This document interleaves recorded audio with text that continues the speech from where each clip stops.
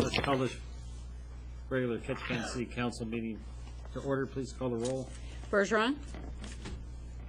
Coos. Here. Harris. Good. Carlson. Here. Olson. Here. Siebertson. Here. West. Here. Please stand for the Pledge of Allegiance. I pledge Allegiance to the flag of the United States of America and to the republic for which it stands, one nation, under God, indivisible, with liberty and justice for all.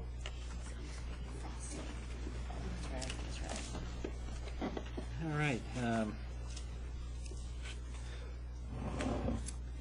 Communications.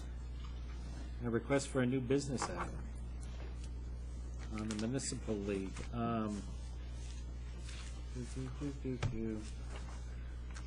She talked to me about this.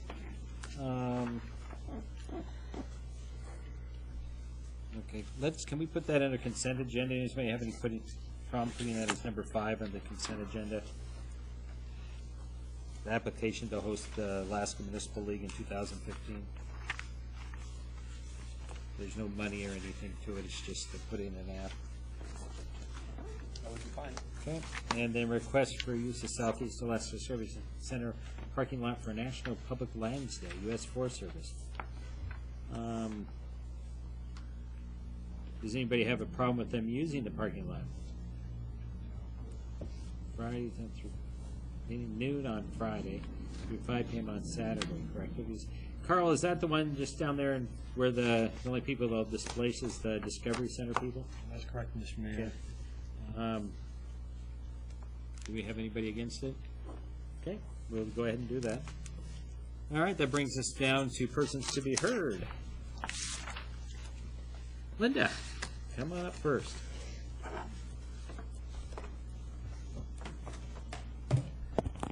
Thank you. My name is Linda Coons-Auger. I reside at 841 Forest Avenue, and this evening I represent the Alaska Small Business Development Center.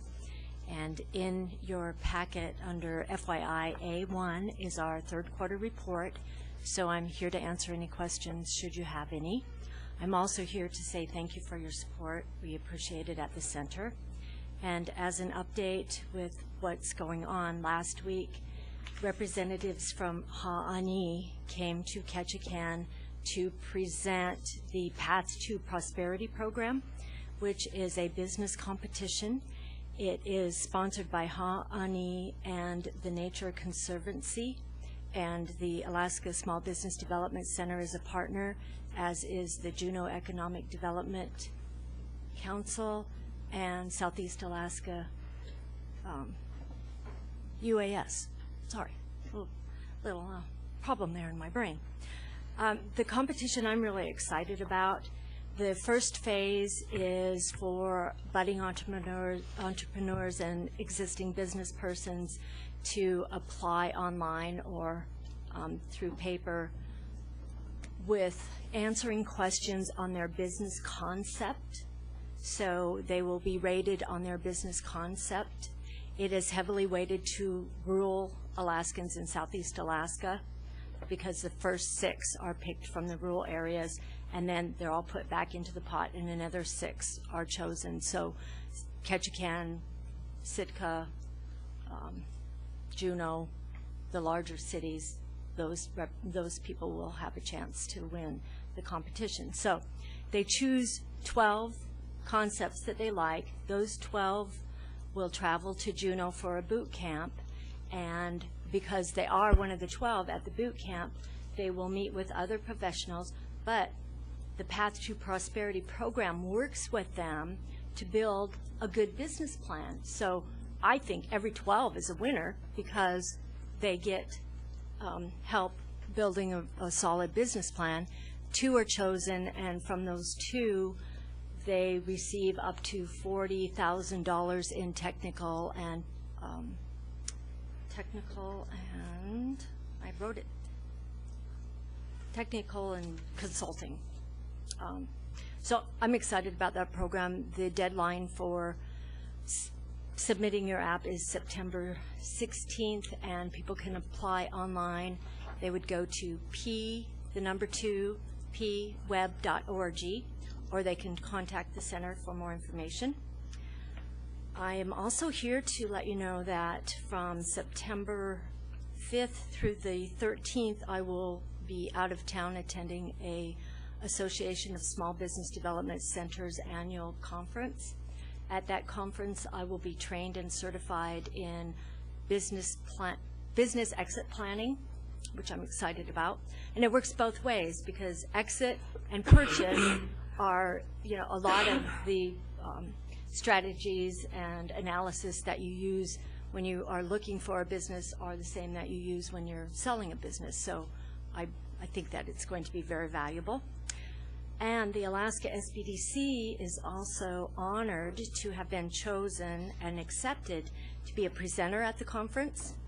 And we will be presenting our journey through completing a Baldrige application.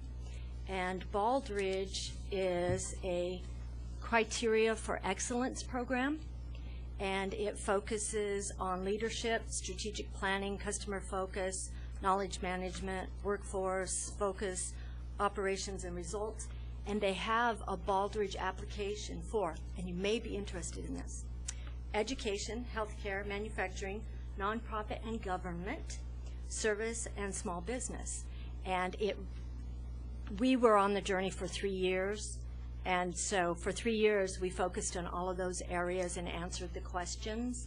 And in the end, the application is a 50-page document. So it forces you really to think about your organization and your work strategies and work process. And from it, we learned a lot, and I think we all benefit from what direction we went on something. So I'm excited about that. And with that, I will go sit down unless you have any questions. Any questions? Thank you, Linda. Thank you so much. Ed?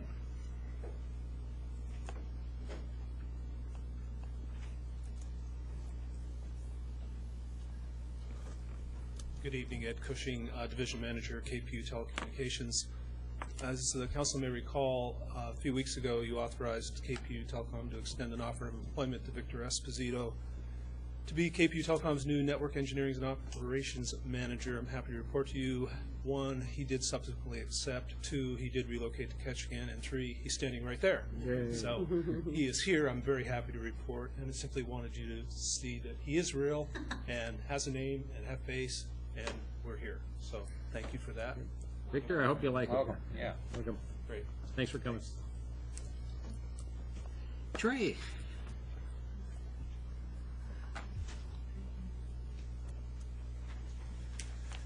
Trey Atkinson, 522 Sunset Drive.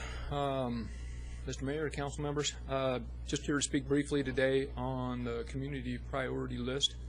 I appreciate Mr. Amlon bringing that forward and putting it in the #1 spot. Just like to emphasize that it's very important. I've been working for the past year to get this queued up. I think, as you all know, affordable and abundant energy is really the cornerstone of economic development, in the communities, and really will have the longest and the greatest long-term benefit. Important energy infrastructure is really the key. And I'll just give you a couple numbers. I know you guys have probably already seen the packet. That's a white paper that's written on Swan Lake. It's available on our website, and I can certainly get you additional copies if you'd like. But for example, over the last 3 fiscal years, KPU's average diesel generation has just been a little shy of 6,000 megawatt hours, which is equivalent to about 400,000 gallons of diesel. And in dollar terms, in today's dollars, is 1.368 million. So those are real numbers. And the Swan project, just the average benefit that we're forecasting is to offset 500,000 gallons of diesel. So as the load growth continues, you'll recognize the full benefit on that. And in certain years already, you would have had that complete benefit. So these are real dollars that will have a long-term effect for many, many years, and hopefully in the future will allow you to dedicate other funds to other notable projects needed into the community. So certainly appreciate this. Just a couple of quick highlights. 25% greater storage in Swan Lake. It complements the Whitman project. It'll allow us to take and shift some of those run of river. Basically, Whitman doesn't have much storage, so while it's running, we'll be able to bank water over into Swan and then utilize that in the winter rather than losing that energy. It also reduces spill that goes over the dam, which occurs almost every year, and potentially could support newer loads, new economic growth, i.e. Niblack or something along those lines. And it's actually timed very well with anticipated growth forecasts. So anyway, appreciate it. This is a very important project. If we can get it at number one, it would really help my efforts to get funding for it. And any funding that we do get is a direct benefit to Ketchikan. That's monies that all the members of the community wouldn't have to be recouped through their rates, especially in high-cost diesel. So thank you very much. Thanks, Drew. We have a question for you, Trey. Trey, I just didn't see it in here. Do we have support from the other two members of Petersburg or Wrangell? Last year, all three communities provided a letter of support. I just didn't see it in here, so thank you. Yeah, I can get you new copies if you need those as well. It would probably be handy for that to go up with the request. Yeah, Yeah, that'd be good. we can re-forward those. Yes. Thanks. Thank you. All right, thank you. Appreciate it. Mark Johnson. Mark, come on up.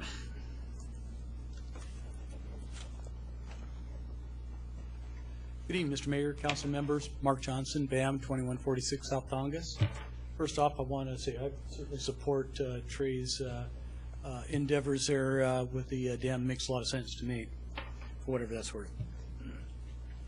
I'm here this evening for the project that you have on your agenda, the security building project. And I don't know if you want me to speak towards that right now or if you have any questions, but I wanted to make sure that I had myself available here if you did this evening. Okay, that'll be coming up. Does anybody have any questions now? I'd stick around, see what happens. I'll Thanks, stick around. If Mark. you have any questions, I'll be here. Thank you. You bet. Kathleen, we missed you the day before the Blueberry Festival. Saw you all walking the dog on the way to the meeting. I'm Kathleen Lett. I'm the director of the Arts Council. I live at 410 Cedar Lower. And I am here to give a quick update about the Arts Council. July numbers at the Main Street Gallery. Our exhibit in the gallery for July was Muse. It was a solo exhibit by Diane Knabb. And the total visitation of the gallery that month was 565 folks. That includes our resident dance groups, 2 boomball events, and 1 square dance event. And then to the beginning of August, our Blueberry Arts Festival was very wonderful this year. The sunshine had lots more people out than usual. It's hard to count that many people, so we just estimate. So we can't give you an exact number. The Blueberry Art Exhibit opening had 486 folks at the exhibit. We'd like to thank Councilmember Sievertson. He has two pieces in the exhibit. So if you haven't been there yet to see his artwork, please come over and check that out. We had, in the end, we had 120 booths. It ebbs and flows. We had 150 at one point before the festival, and then it got down to 120 by the time of the festival. 58 artists are exhibiting in the Blueberry Arts Festival exhibit at the gallery. The Battle of the Bands had 28 musicians participating. We want to thank Councilmember Harris for helping us with judging the pie eating contest and the slug race. Those are actually very difficult to spot, so he was very helpful. Really moving. So that was a lot of fun. Thank you so much for helping us with that. Also on the Blueberry Arts Festival stage, we had First City Players brought Art School. Bugsy Malone, they just did a little excerpt from that performance at Blueberry, so that was really cool. On Sunday, we have the poetry contest. We had 8 poets there, which is really fun. I enjoy that. It's in a very small space, so 8 poets is actually quite a lot for that little tiny space. The Giggle Feet Dance Festival is a collaboration between the Arts Council for City Players and the Ketchikan Theater Ballet, and they perform. The festival is Friday and Sunday of Blueberry weekend. Friday was sold out. Sunday was about 500 folks in the audience, so it was a great showing for that. Mostly, I want to say thank yous. The city manager's office, as always, was extraordinary in helping us work out how to reserve parking lots, close the street, get everybody organized. They always did a great job, and many thanks to them. Dawson Construction, who's renovating the building, has part of the parking lot next door. As you might notice, they had expanded, and we were worried about what we were going to do. That the day before Friday, they scooched up and constricted themselves and gave us a huge space that was absolutely perfect to allow Ketchikan Medieval and Renaissance Society do their games, their kids' games in there. So many thanks to them. We didn't think we'd have that space, and they did that for us, and we really appreciate it. The police department, you guys may not notice this, but the police department, they really went overboard for us this year, and it was extraordinary. We really need their help, and they came through for us. We changed the route for the Pet and Doll Parade. We went right down Main Street because the library's not down here now. We went straight down Main Street and over to the fire station, and the police department were able to shut down all the roads and make that very safe for the whole parade. So that was a change, and it was a big deal for them, so many thanks to them.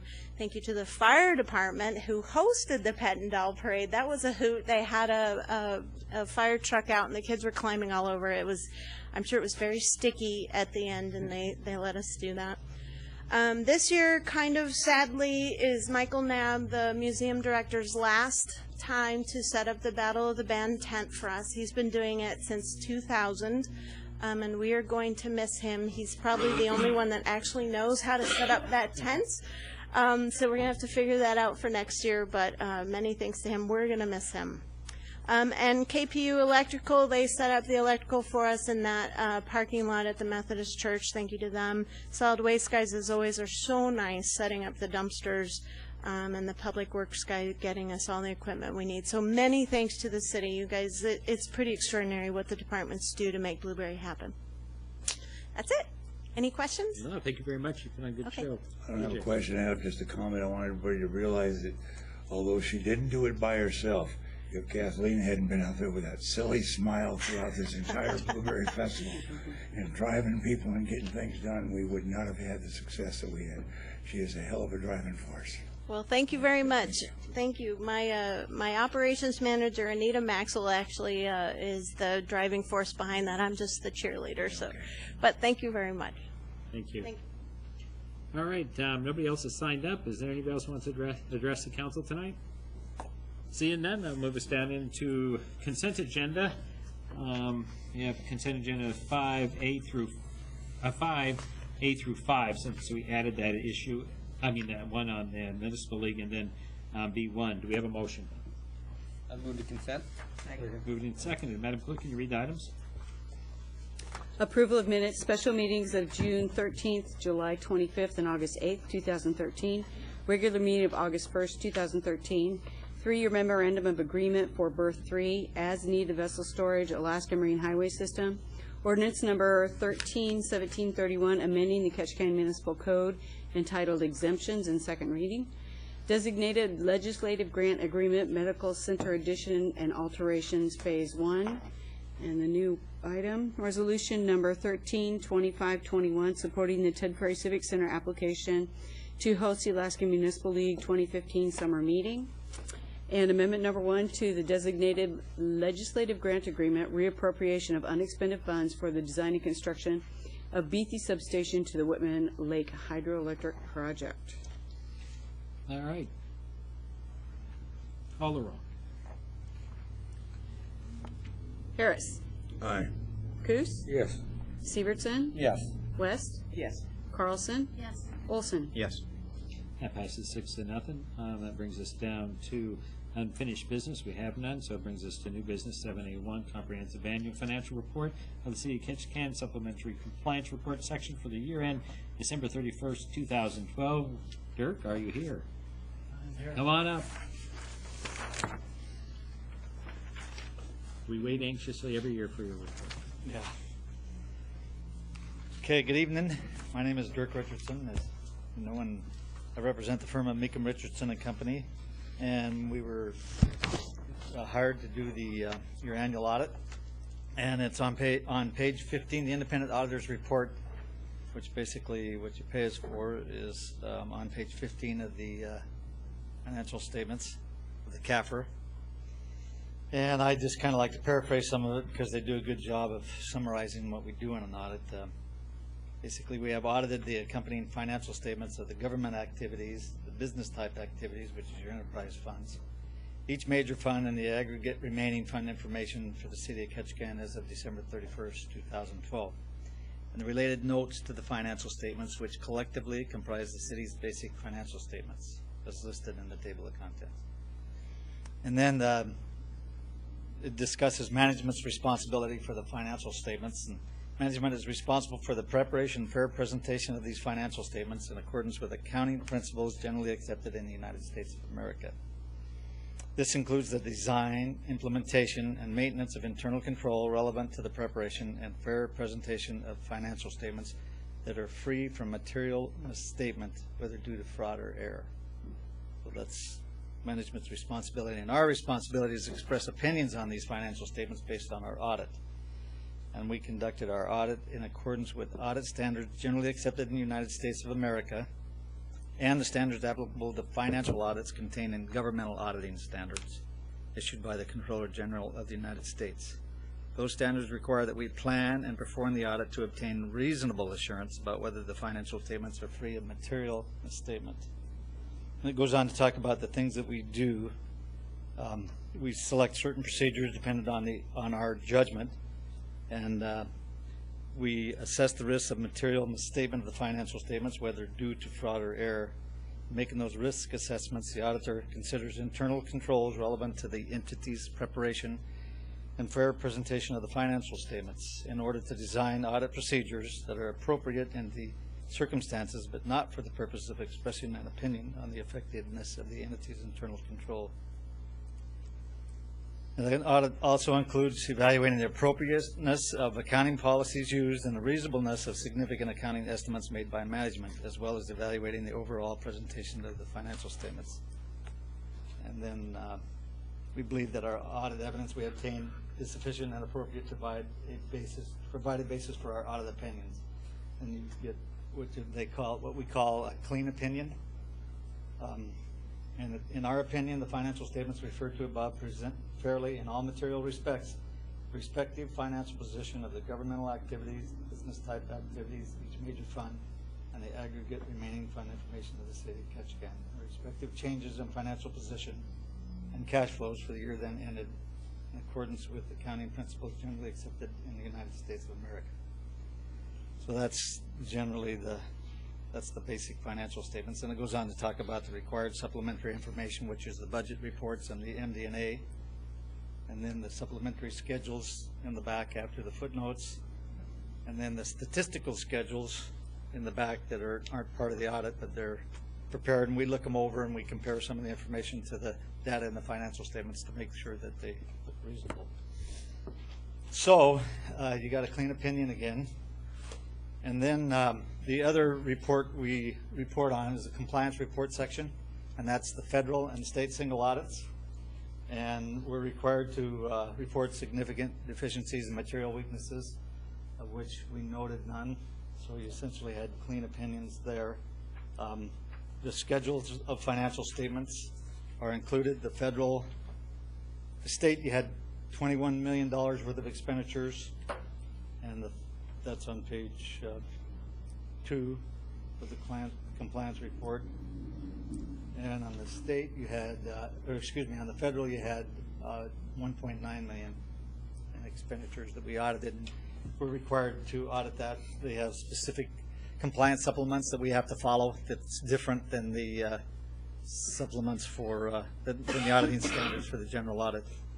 And then we do a management letter, and there were 2 comments this year.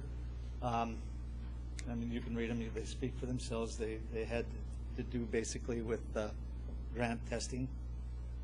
And since they weren't a significant deficiency or a material weakness, we didn't have to put them in the single audit reports. They're just in a management letter, which is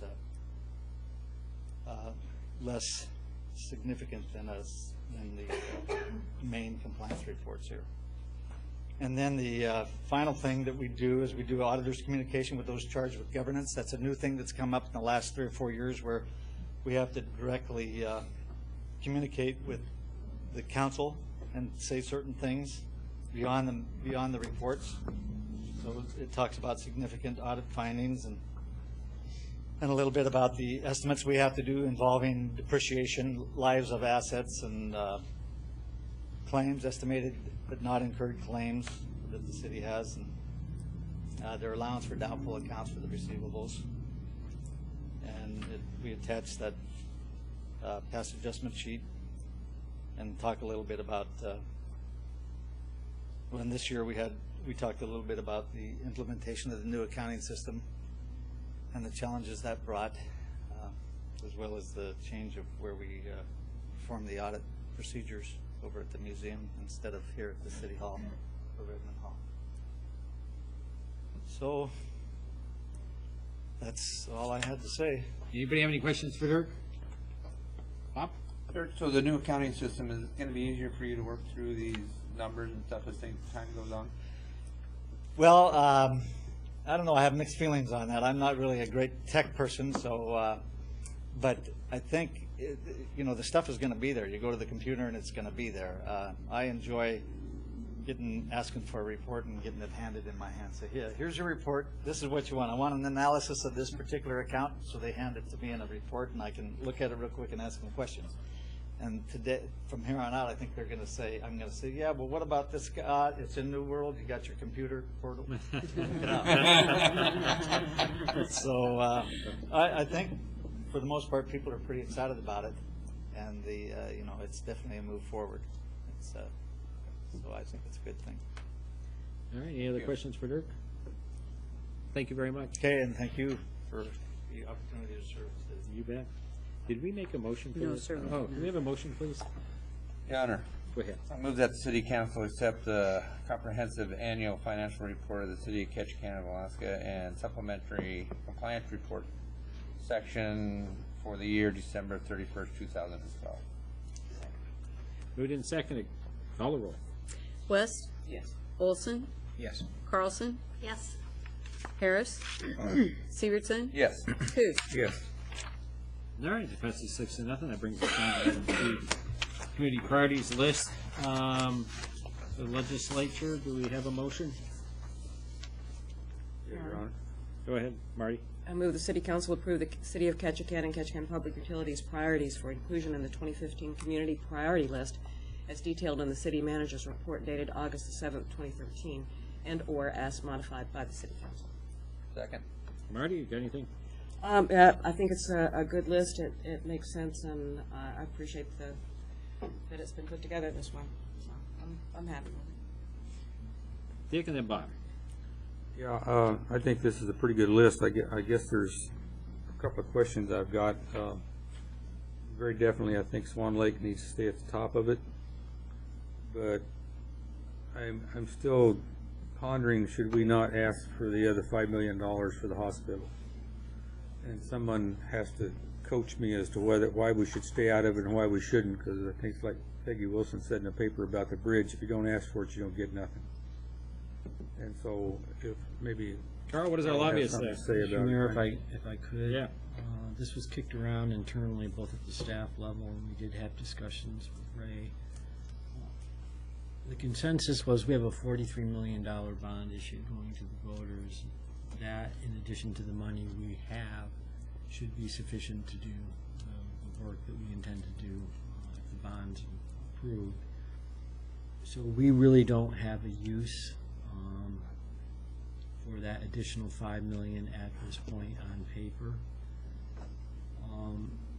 Mr. Matuszewski was very specific with me in that, given what he thinks will be the tone in Juneau,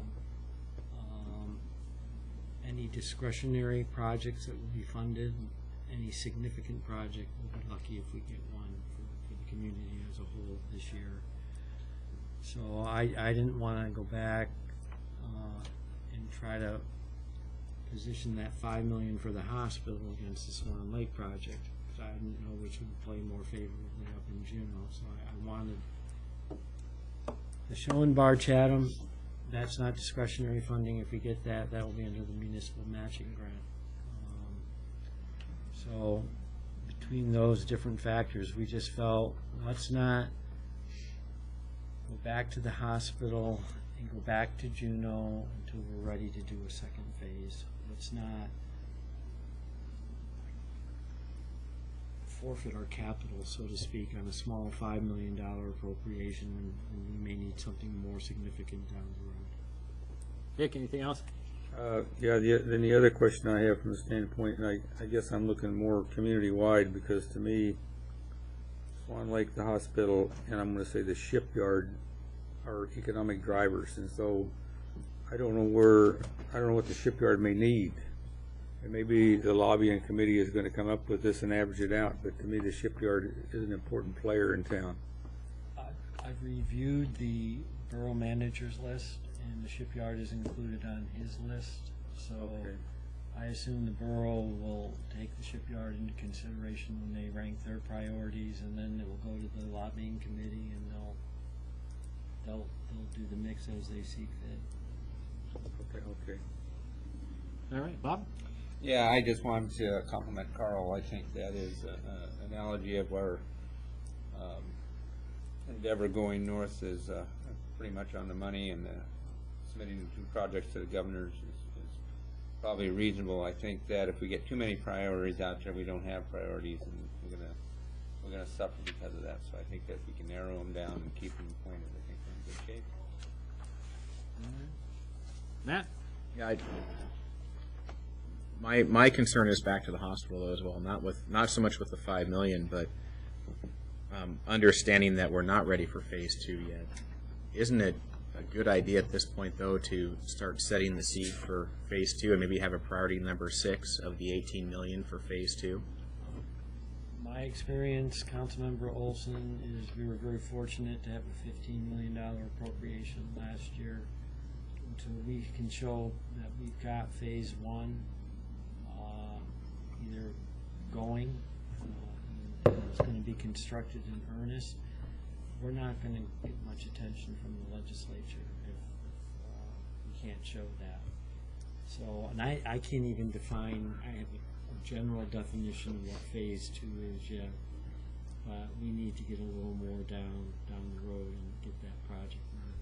So at what point, my concern here is that as we continue to move these projects forward, is that we're just kind of we're going one shot, and it seems to me it would play a little better to have, I'll just use phase 2 as an example. As soon as phase 1 is in the pipeline and we started working on it, the phase 2 should then appear on our priority list and slowly work its way up. Is that correct? I wouldn't object to that. But I think that's going to be a year to 18 months down the road. But your suggestion is after we've begun phase 1. Okay. That's fine with advice. Thank you. All right. Call the roll. Severson? Yes. Coos? Yes. Harris? Aye. Olson? Yes. West? Yes. Carlson? Yes.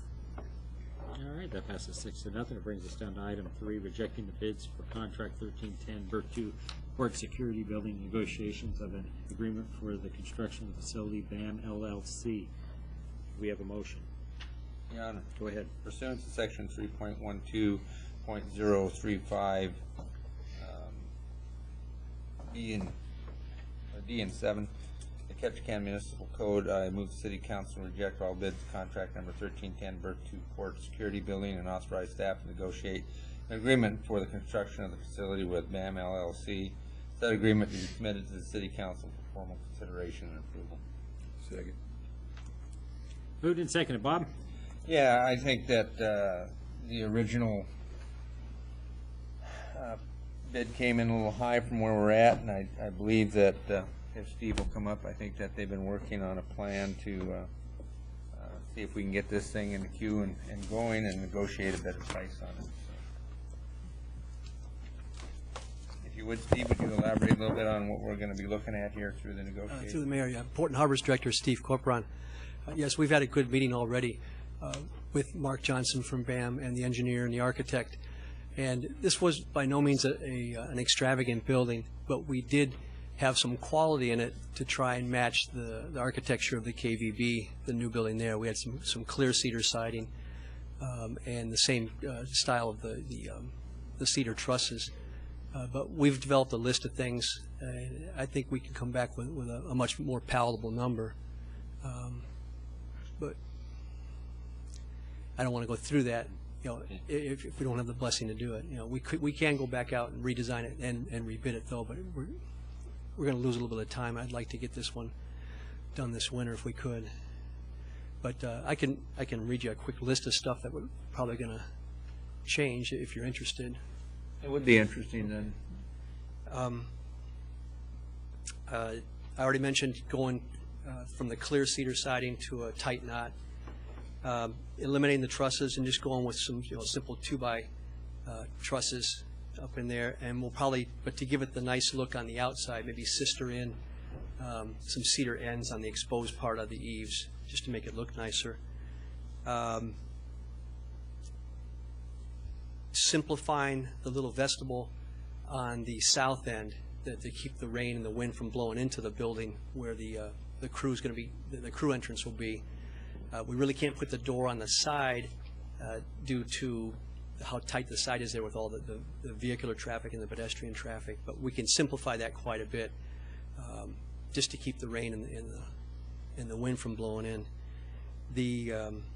And also put in, instead of having kind of more like a custom window like the bus stops have, just put some regular windows in that little vestibule there.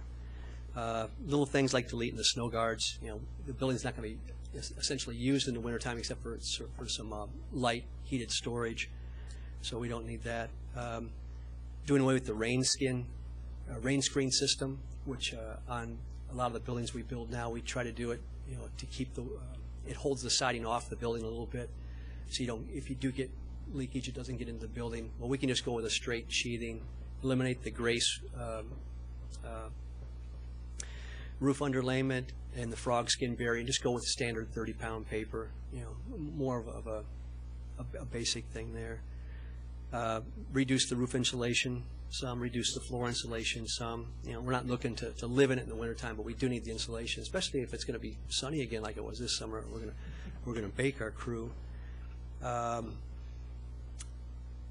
The overhead lighting, all we had were 3 overhead fixtures in the gear and the crew room, and 1 overhead light in the gate guard side of it. But we did have some track lighting over the counter in there, where we're going to have just a little sink, like a kitchenette type sink. We're going to delete the track lighting. Don't need it. Those were the main ones. Mark, can you think of any big ones I left out? How soon can you guys put this together? The architect's been out of town for the last 2 weeks. He gets back, I believe, this weekend. And we have a number we're kind of working towards between us based on this, but he's not going to be able to give me a good number until he sees some real drawings. And so we need the architect just to work on those when he gets back next week. I'm guessing not this next meeting, but one more meeting, we'll have something ready for you to go. Does that sound reasonable, Mark? Hey, Bob and Matt. So, Steve, the simple 2x4 truss system, you'd be putting probably a sheetrock ceiling on that, and actually the intent of the original trusses, as with these, we wanted to kind of leave it open for light storage, so we can store just cases of toilet paper, cases of the paper towels and that for the restrooms and that up in there. One of the cost savings was they had mimicked this, even though we didn't have an extravagant interior, it was just painted, wasn't tiled or anything like that. The roof system was mimicked, so it did have that the wood decking up there. So that's going to go. We'll just go with regular sheathing. But we do intend to have just some light storage up there. Nothing you're going to walk up there and put stuff there, but something where you can put some overhead storage for the lighter, bulkier items. And that. Matt? I'm just coming back to it. We've got a bid for $630 per square foot. We budgeted $300 per square foot.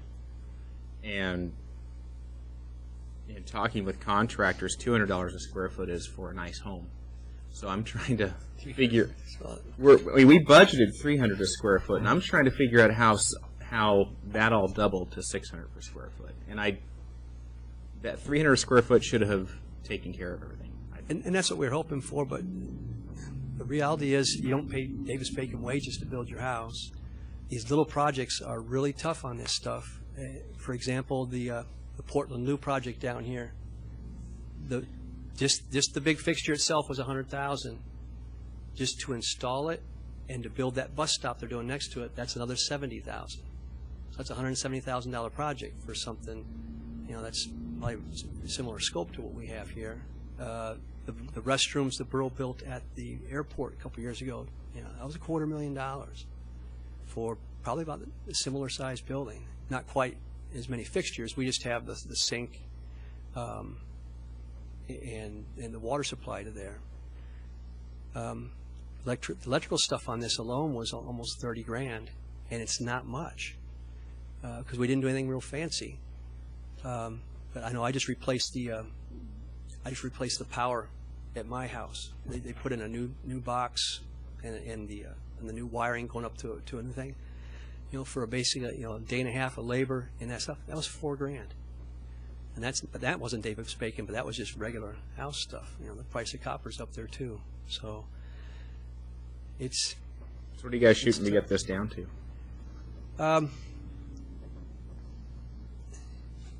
I didn't want to. I told Mark, in case you guys decide you didn't want to do it this way and you wanted us to go ahead and redesign it and put it out for bid, I didn't want to endanger the number he's working on.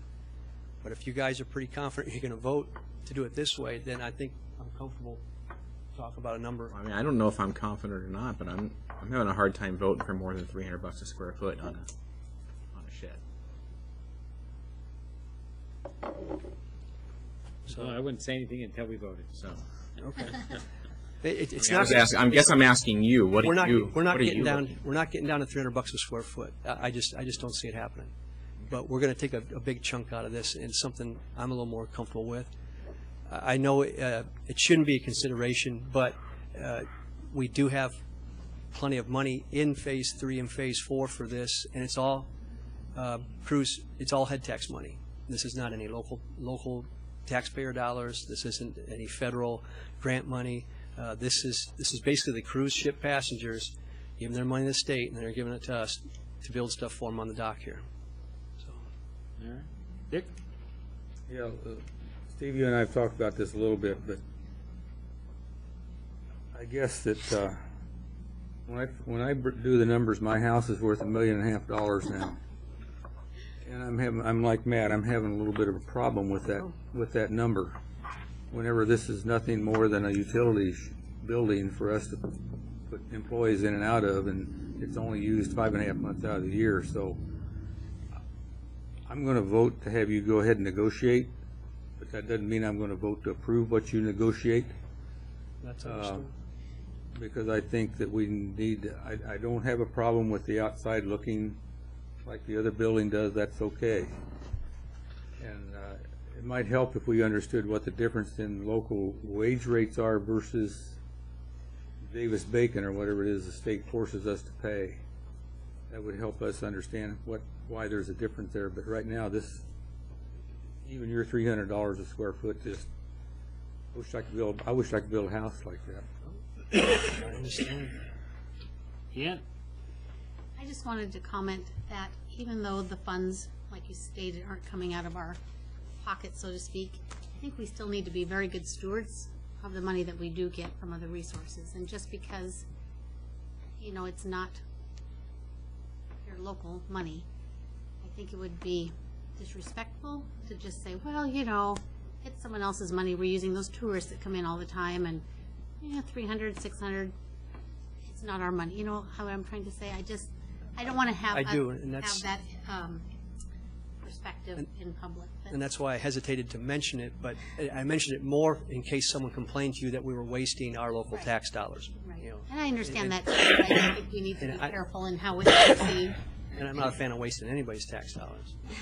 But I also know that the last year when Phase 1 was complete and we rolled the shed back out there that the high school built for us and the old guard shack, I got some flack from council members that, why are we putting that crap back out there? I said, well, we got a plan. We're going to get something a little nicer looking out there, so that's what we're trying to do. Saying you can't win. Well, let's take a vote and see where we're at. Thanks, Steve. Yes, sir. Call the roll. Coos? Okay. West? Yes. Harris? Yes, ma'am. Severson? Yes. Olson? Yes. Carlson?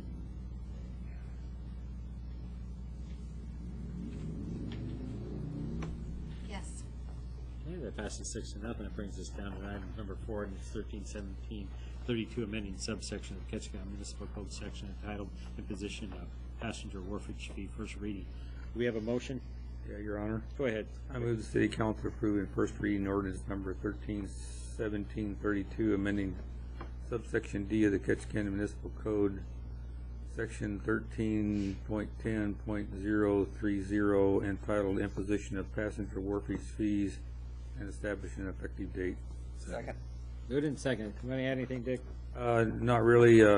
Cruise line agencies and those folks have agreed that we should do this as long as, and they've got some projects set up that we can do. So I think as long as we keep talking with them, we're in good business. Excellent. Call the roll. Carlson?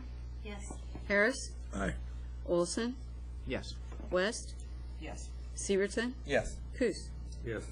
Okay, that passes 6-0. Brings us down to item 5, request for proposals, contract 1330, management peer review relative to an assessment of the operating efficiencies and economies of the Police Department Operations Division, E911 Central Communication and Parking Enforcement Division. Dick? Yep.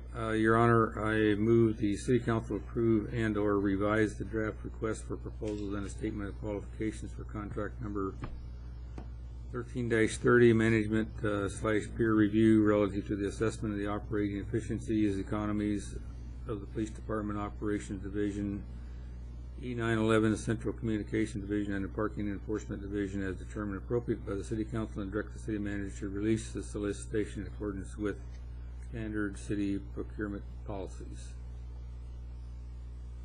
Do we have a second? Second. Moved and second. Dick? Yeah, I think this pretty well follows what we asked the council to do earlier. I think the scope of it seems to take care of it, and I would probably only have one question under scope, which is down on, I think, page 376.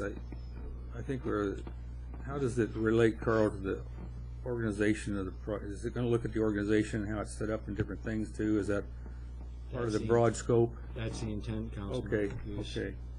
Then the only other comment I would really make is, and we can determine this later, it's under the selection process. I do have a problem with the people that we are reviewing being on the selection committee, and the city council, a member for the manager's office and the finance department, okay, but I think that we need to hold it to that group, and we can determine that later.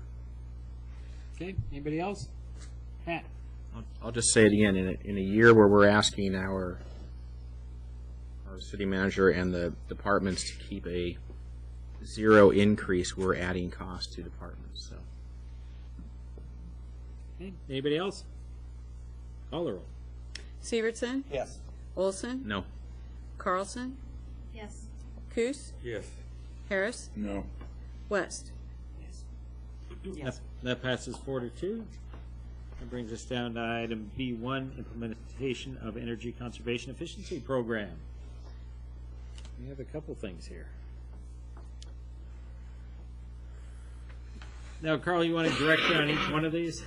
We're asking, Mr. Mayor, if the council determines that any of these 7 are things you want pursued, then the appropriate action would be to make a motion.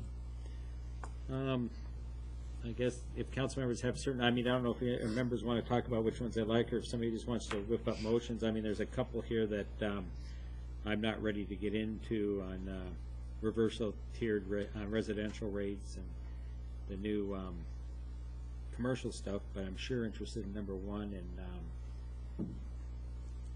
and the number 2, I think it was. And, I'm looking.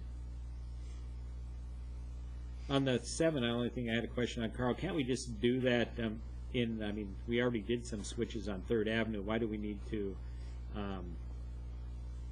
amend the contract for 5,000? We could use that 5,000 to put some lights in.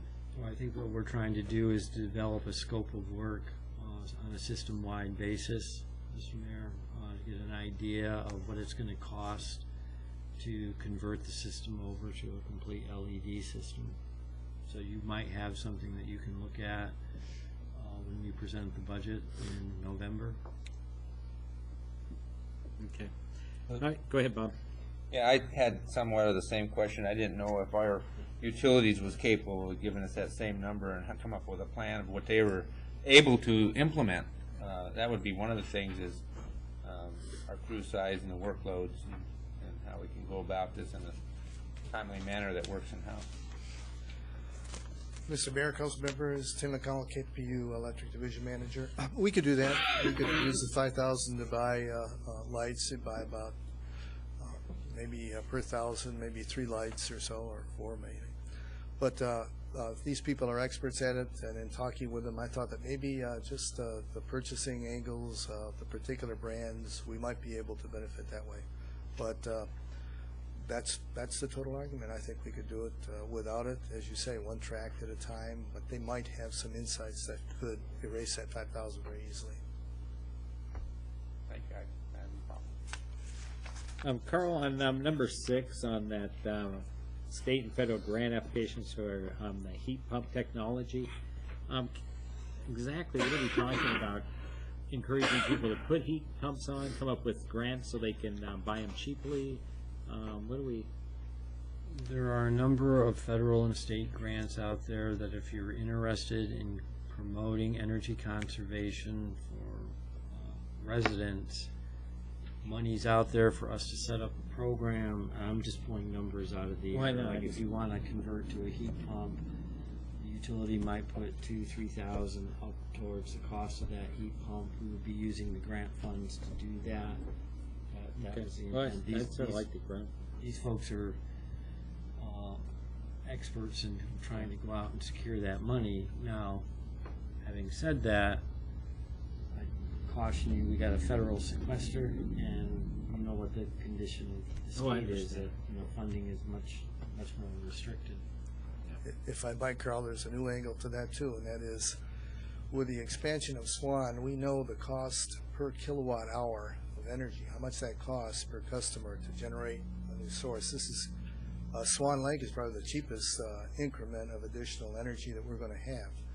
And so once you've got that number, you could find out how much it would be in SEPA's best interest to subsidize the utilities, because the most successful utility in Washington is Port Angeles City, and Bonneville provides them a different energy tier if in fact they come up with X number of heat pumps that have been the projects that have been verified and certified as energy saving, because every kilowatt hour saved is worth the incremental cost of additional capital, for example, to expand SEPA.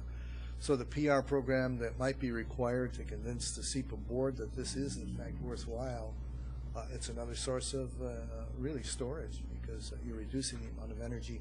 These heat pumps reduce the energy by about 50%, because it doesn't create the energy, it just transfers energy. So it's an economical thing, and it's proven in the Lower 48. Council members, do you have any motions you want to make?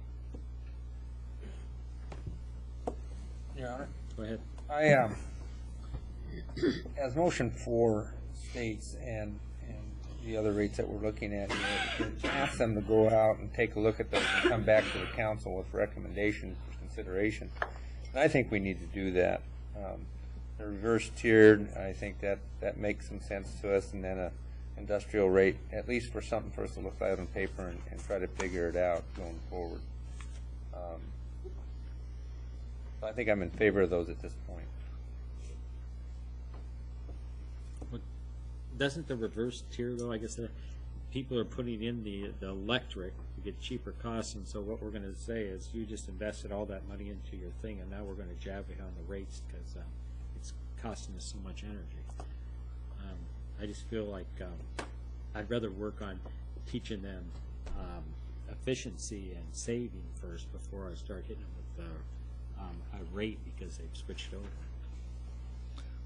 Well, if you look at the statistic that Mr. Steinhoff incorporated into his study, it turns out that the average use is 750 megawatt hours per residential customer, and the rates that he's got in there, if you're less than 750, you're actually paying less than the code rate right now. The two rates, the two tiers that are in there, 0.0958 is the code. So if you only use 500 megawatt hours, and that's sort of the poor people or the smaller habitations out there, you're only going to be paying 0.055 as opposed to 0.0958. And then if you go up another 250 kilowatt hours that month, you're going to bounce to 0.093, which is still less than the code rate that they're paying right now. So you'd have the average residential customer using 732 kilowatt hours per month is paying actually less than he would. So what it really does is it puts control in the hands of the people that have invested in other sources of heat that weren't obtained in a free market, because the rest of the customers have been subsidizing these lower costs because we don't raise electrical rates as we perhaps should or might like to. And so the bottom line is that at least half the customers would be paying less than they are now, and the people that have invested would have an incentive to either monitor the thermostats a little closer or put an additional sweater on, or maybe even insulate their houses a little better. So this is, I think, precisely the incentive that we ask these people to chase down. Well, I guess I would rather go and do it through our campaign to try to do efficiencies and see where we go before, going after them on the rate side of it. I understand what you're talking about, but we've come up with. Since we started into this, was hoping to encourage people to do changes on their own before we did the, worked on the rates on them. But, anybody else? Yeah, Lou. Go ahead. I on that particular topic, I agree with you. Whenever I went through those rates, I felt we were penalizing the higher end side, and that's the way we were trying to make them go energy efficiency. And I'd rather educate them and try to get it done rather than saying we're going to stick it to you, because that's what that does. And when I calculated the same thing you did, I come up with a different opinion. So we put the 1 April just for that reason, because during the summer with the ad campaign that the customer service is putting on, it may not be that urgent, but it's out there for whenever you want to think that we do need the incentive. So, does any council member want to start any of these things? Roger. Your Honor. Go ahead. Move the City Council direct the General Manager to develop a plan for the acquisition, location, and operation of a used oil centrifuge to permit general government and KPU to accept, process, and utilize used oil to offset a portion of the oil currently used at heat municipal facilities. Said plan to be submitted to the City Council for formal consideration, approval, and possible incorporation into the 2014 general government and KPU annual budgets. Second. Moved in second. Matt, do you want to add to it? Dick? Just a comment. I think this makes a little bit of sense, but I think we asked the question of this outfit last time. Is there really enough oil showing up in town that it makes sense? And I don't think the answer's there. I don't think they're going to get back to us with some revised numbers. Where are you getting answers? I thought we thought we did have enough. Was addressed in the supplemental information that was provided. I think that the reality of it is they didn't realize that we weren't treating it here, we were shipping it out, and that was an added extra cost. And then we talked about the efficiencies if we could do more of that in-house. And right now, I guess we don't know totally the oil that's available. I know there's a lot of people that are probably shipping that oil themselves, and the oils could be cleaned for fuel. And actually, some of the oil that's coming out of our own facilities could probably be cleaned and reused as lube oils, right back to what they originally planned. Use that cost in our maintenance department. I'm not sure, but I think that's potential. So I think looking into this, and of course there's going to be after you run it through the centrifuge, you're going to have this sludge that you're going to have to deal with as some type of material. So there's a lot of things to look into as we go through this and make sure that it makes some economic sense. But until we ask the question and look at the the machinery out there, we're not gonna know the answer, so I think we should move forward. Matt? Oh, Your Honor, there's also the possibility of getting waste from Wrangell and Petersburg, as well as Prince of Wales, that could potentially be cheaper as well. I think it's a good idea that we just move forward with the plan and take a look at it. Great. Let's call the roll on this one. Harris. Aye. Coos. Yes. Severson. Yes. West. Yes. Carlson. Yes. Olson. Yes. Yeah, that passes 6-1. Do we have any other motions? Your Honor. Go ahead. I move the city council direct the general manager to instruct staff to incorporate such energy conservation measures as identified by Clear Result as having a payback of 5 years or less within the 2014 general government and KPU annual budgets at an approximate cost of $127,000. Moved and seconded. Marty? I don't have anything to add. Anybody else? Out of all the studies we did, I mean, that state thing, I thought that would be the quickest one to benefit us. I don't know exactly where the 127 is going to come from. I imagine out of Public Works, Carl? It will be shared across general government and KPU, Mr. Mayor. Okay. And, but I think that was the one thing I saw first on that I'd like to see us, if we're going to really make a step, I thought that was the first easy one. Anybody else? Call the roll. West. Yes. Olson. Yes. Carlson. Yes. Harris. Aye. Severson. Yes. Coos. Yes. And that passes 6-0. Anything else? Your Honor. Go ahead. I move the city council direct the general manager to authorize Clear Result to release the studies developed under contract number 1239 to the Ketchikan Gateway Borough as a means to facilitate discussion of the benefits of conservation measures relative to municipal facilities. Second. Moved and seconded. Marty? Makes sense. I agree. Call the roll. Severson. Yes. Coos. Yes. Harris. Aye. Olson. Yes. West. Yes. Carlson. Yes. That passes 6-0. Anybody else? Your Honor. Go ahead. I move the city council direct the manager to develop a reverse tier residential rate, said rate to be submitted to the city council for formal consideration no earlier than April 1st, 2014. Second. Moved and seconded. Any comments? Call the roll. Coos. No. West. Yes. Harris. No. Severson. Yes. Olson. Yes. Carlson. Yes. That passes 4-3. Any others? Your Honor. Go ahead. I move the city council direct the manager to develop a new rate, a large industrial rate, and said rate to be submitted to the city council for formal consideration no earlier than April 1st, 2014. Moved and seconded. Call the roll. Carlson. Yes. Harris. No. Olson. Yes. West. Yes. Severson. Yes. Coos. No. That passes 5-2. Any others? Your Honor. Go ahead. I move the city council negotiate an amendment to contract number 1239 at a cost not to exceed $15,000 for Clear Result to prepare the appropriate state and federal grant applications in support of developing heat pump technology or other energy efficiency programs for KPU customers and for public facilities within the utility service area. Said amendment to be submitted to the city council for formal consideration and approval. Second. Moved and seconded. Call the roll. Severson. Yes. Olson. Yes. Carlson. No. Coos. Okay. Harris. Aye. West. Yes. Okay, that passes 5-1. Oh. Oh. And one for you then, too. Right on time. All right. Do we have a motion for number 7 or not? Your Honor. Go ahead. I move the city council negotiate an amendment to the contract number 1239 at the cost not to exceed $5,000 for Clear Results to develop a plan for the conservation of KPU street lighting systems as energy efficient technology. Said amendment to be submitted to the city council for formal consideration and approval. Second.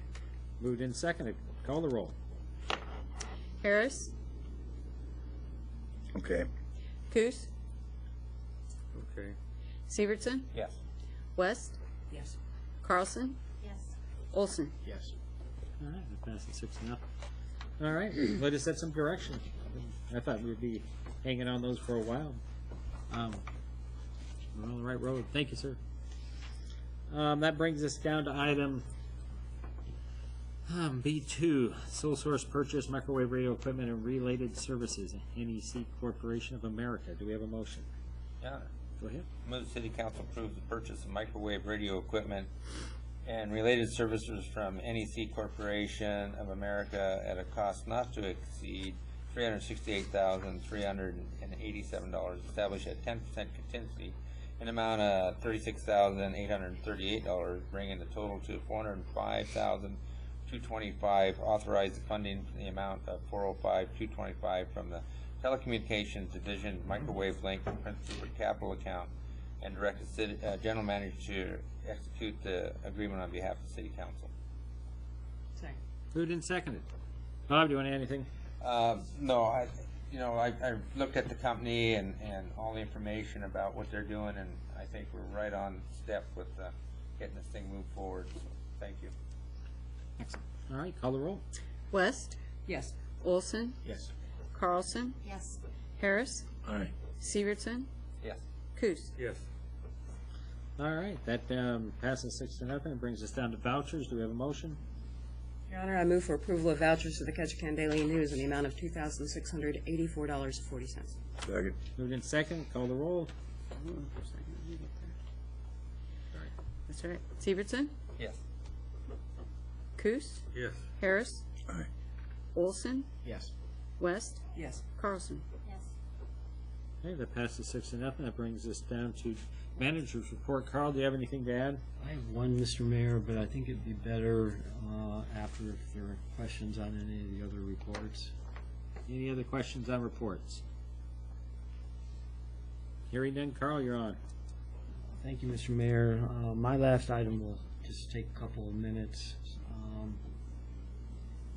Mr. Mayor, based on recent events and the fact that I'm going to miss the next City Council meeting and Cooperative Relations Committee meeting, I feel the need to address a number of issues that were contained in the Borough Manager's report for the Borough Assembly meeting of August 19th, which was released this afternoon. At the Cooperative Relations Committee meeting of August 9th, I requested that 2 items be placed on the agenda for the September meeting. The first concerns water consumption at the Ketchikan International Airport and backflow preventers. The second issue addresses previous council direction that city representatives discuss with the Cooperative Relations Committee the possibility of the borough participating in debt service on the new library. As the City Council is aware, the Water Division is projected to have an operating loss of approximately $760,000 in 2013. Pursuant to previous direction from the City Council, the Finance Director and the Water Division Manager are working with the FCS Group to develop a metered rate structure for commercial users.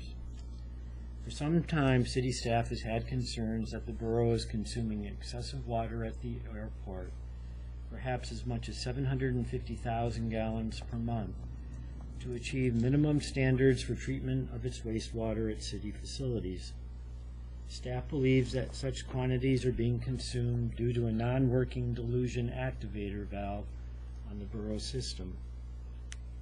Recognizing the impacts that a metered rate structure would have on the airport, I placed this issue on the Cooperative Relations Committee agenda to advise borough representatives of potential financial implications so that preemptive measures could be considered. In reviewing the borough manager's semi-monthly report, I was somewhat concerned to see the borough manager represent my comments as a veiled threat of a rate increase, possibly as high as 500%.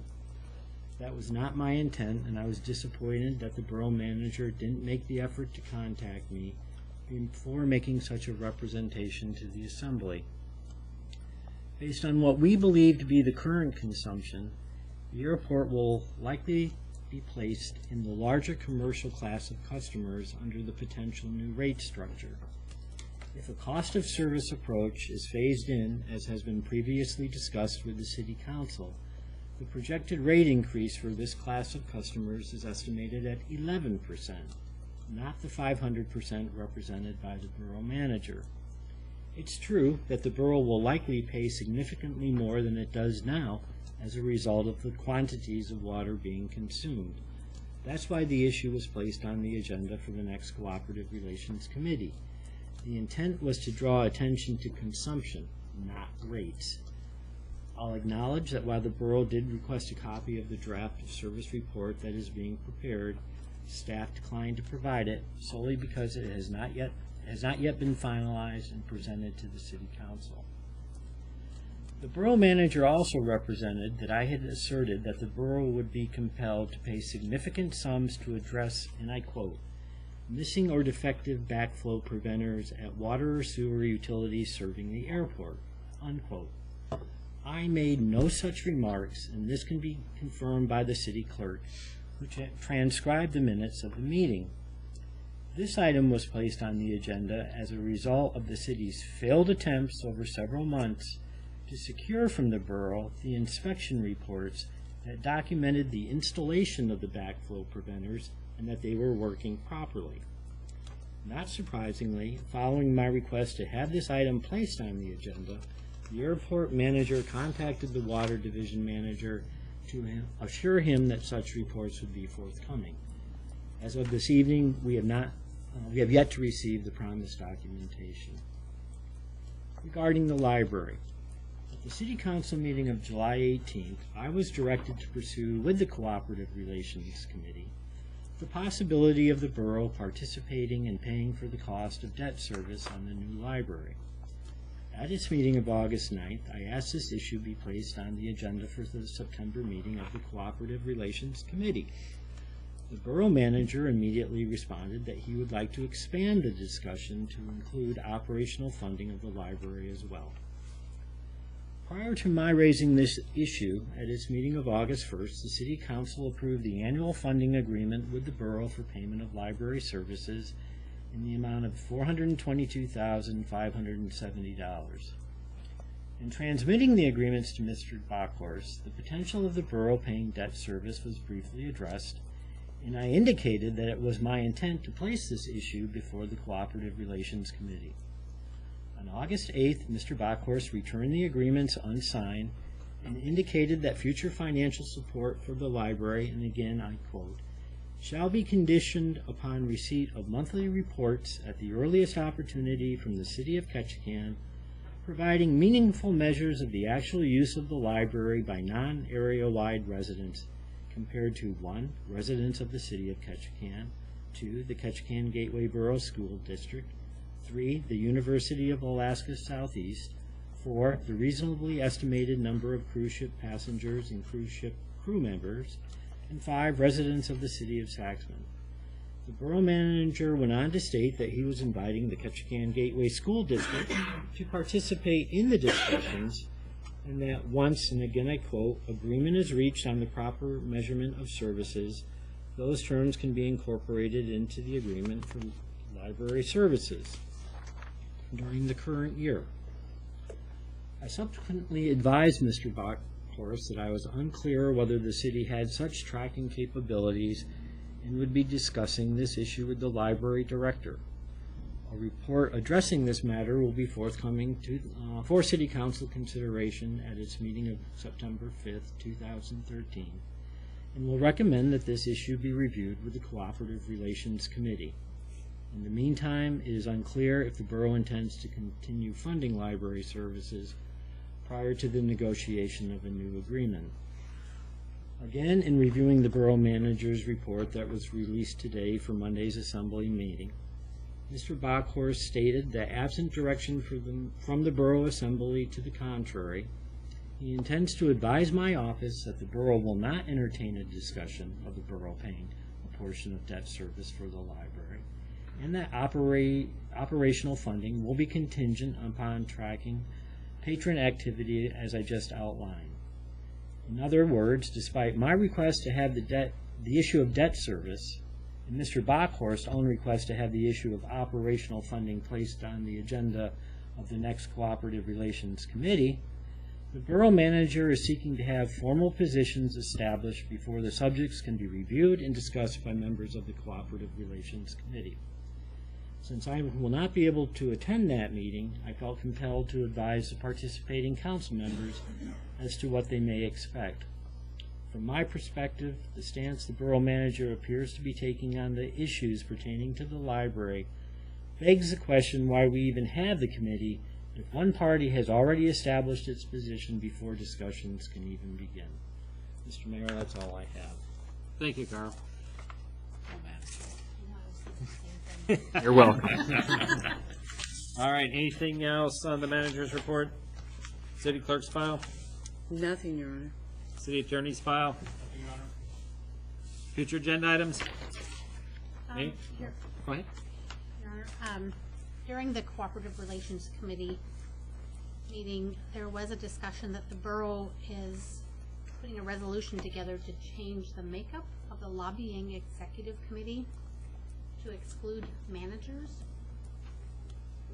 And I just wanted to bring that to the council's attention in the event they wanted to discuss that or put it down for a future agenda item. So that's going to be the borough's idea? A comment on that. I think we've had that proposal for 6 months, and we chose to disapprove it or not approve it. So basically, and they have elected to say it's in effect until it's done. And to me, this is not working together. This is somebody dictating to another party how it's going to work. And it's time, I don't know whether the two mayors can sit down and work this out, but the lobbying committee is very important to us, and it's very important to mix and make up. And we work together to get it done. So, and we know it's got to change. Everyone sitting at this table said that committee mix-up has to change. It wasn't necessarily the managers, but it was another mix, and we know what it was. Well, I always thought we had, aren't we the lobbying committee meeting at the end of the month? It meets at the end of the month on the Friday the 30th, I think. I was going to bring all that up at the meeting. We'll bring it up at the meeting then, because I think you and I said on it. I don't know. It seemed like there's a double check. But yeah, I thought that should be our top makeup. It seems to be the big issue. The borough has already passed a resolution, but it's contingent upon the city and Saxman. Yeah, I both understand. passing. I know. We're going to talk about it then. Yeah. And these are joint committees. These aren't borough committees. Yeah. Okay. That's what we'll take care of. I will at least bring it up at the lobbying meeting. Yeah, thank you. Mayor and Council comments, Dick? Nothing, Your Honor. Sam? Deanne? Nothing, Your Honor. At the Cooperative Relations Committee meeting, Mr. Bailey brought up that the borough is finally getting to some long overdue maintenance on the Dudley Field. And they are asking for our cooperation and donations of any culvert supplies that we might have left over from, I guess, other jobs or that are not going to be used. Perhaps the use of some equipment they might need on a loan basis. In other words, they're asking us to play nice and to share in what we can, without it being a financial, dollar type of thing, to help get that field up and in better shape. I think that's long overdue. That field has suffered, and I would really appreciate the council's support of helping them in that endeavor, to a certain Great. degree. Carl, do we have anything we can work with them? We can check into that? I can have it reviewed by Public Works. Thank you. Thank you. Anything else? Matt?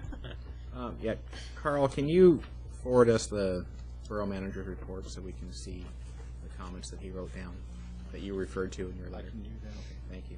And then the last thing is just in terms of the lobbying committee, I think a real simple change is to add a 9th member, whether that's a member that's voted on by the 3 mayors to come to some consensus, but I think that rather than reducing the number of people on there, it'd be nice to have a little bit more.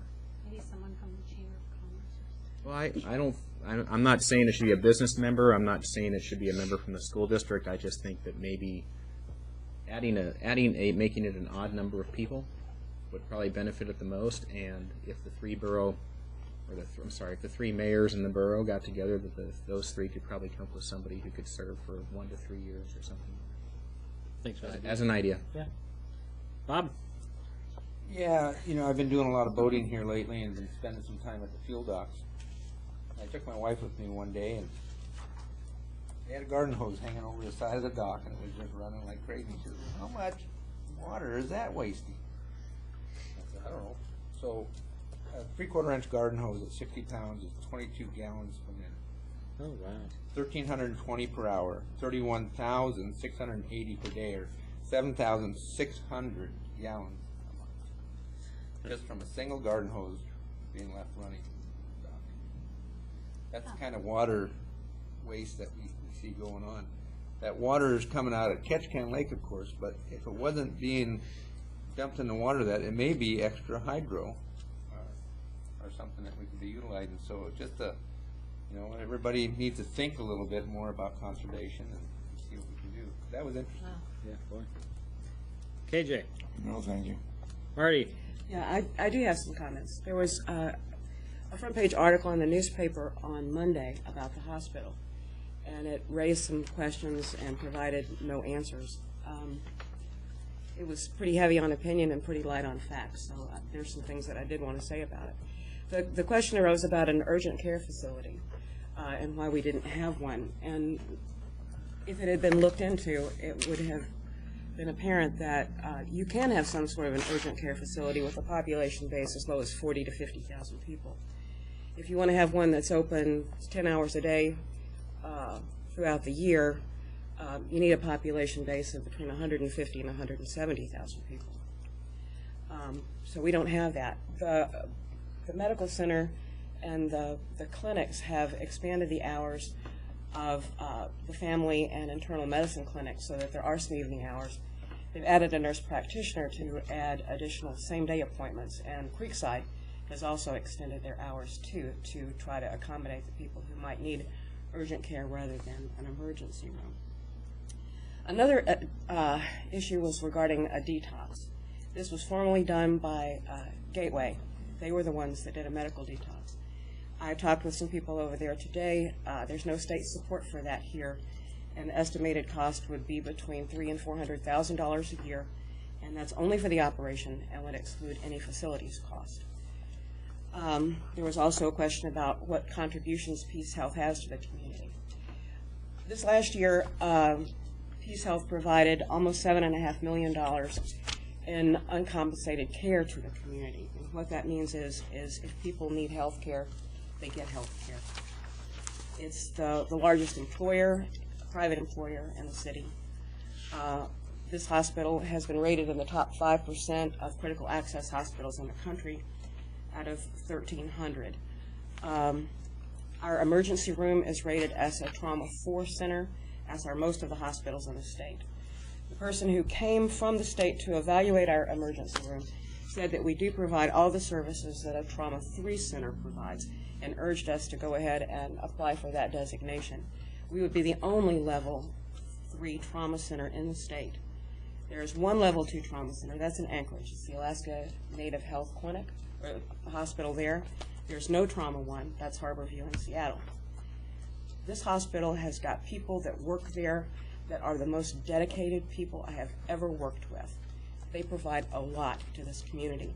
I know not everybody has had good experiences there, and those kind of things happen, and they're regrettable, and we try to do the best we can. I do work at the hospital. But the article that was in the paper on Monday really made the hospital look in a very bad light. And with the upcoming bond election, this new project is going to be essential to the future of this community. Access to health care is going to be a key element to keeping business and growing any businesses here. The industries that we are likely to attract are those industries where people get hurt. Logging and fishing and mining and the shipyard. People are not going to want to bring their employees here if their families don't have health care, and if they can't provide health care for their employees. I thought it was irresponsible, and I hope that that's not repeated. Thank you. Thank you. That leads me right into it. Before our next meeting, I will, and the city will already begin our push on the bond issue. I believe ours starts the last week of August. Carl, we're going to start doing some stuff. My understanding. And I'm going to be talking to Penny and seeing what the hospital's up to. Doctors will be with me. I'm going to be hitting the chambers, the rotaries, and going about doing all kinds of stuff for the projects. But you know, the hospital and the doctors and the people, the nurses, and we need to get all of them involved in getting out there and talking about the need and what they need to provide such good health care. So you'll be, before we meet again, it'll already be on the road, and I'll try to find a button for everybody to wear saying support. What is proposition? What one is it going to be? One? Okay, so we'll be doing Prop 1. So in another week or so, I'll be starting to get really in the mode of hitting the pavement on that, which I enjoy doing, so I'll try not to run you over. And I got to get back to Ken at the hospital. I forgot to do that. I just got reminded. Mitch, I'm going to try to come and track you down. I have a question for you tomorrow. The comment of the day: 227,000 for a 360 square foot building. Okay, that's all I have to say. We have an executive session, which is a evaluation of the clerk. Do we have a motion? Your Honor, Go ahead. I move the City Council go into executive session in accordance with KMC 204-025A2 for the purpose of conducting the annual evaluation of the city clerk, which may involve discussion of subjects that tend to prejudice the reputation and character of any person, provided the person may request a public discussion. Katie, you want it public or private? Private, please. Okay, call the roll, please. Who's second? Severson? Yes. Coos? Yes. Harris? Aye. Olson? Yes. West? Yes. Carlson? Yes. Okay, let's adjourn and start an executive session. Katie will come get you. Okey doke.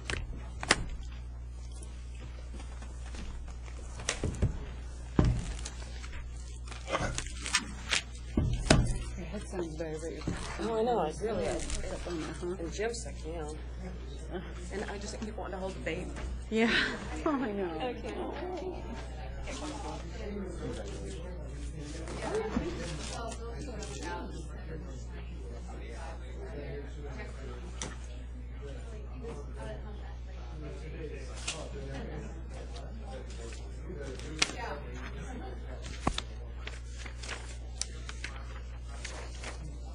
Oh, you stay. You didn't have to stay. You should go home and enjoy your husband.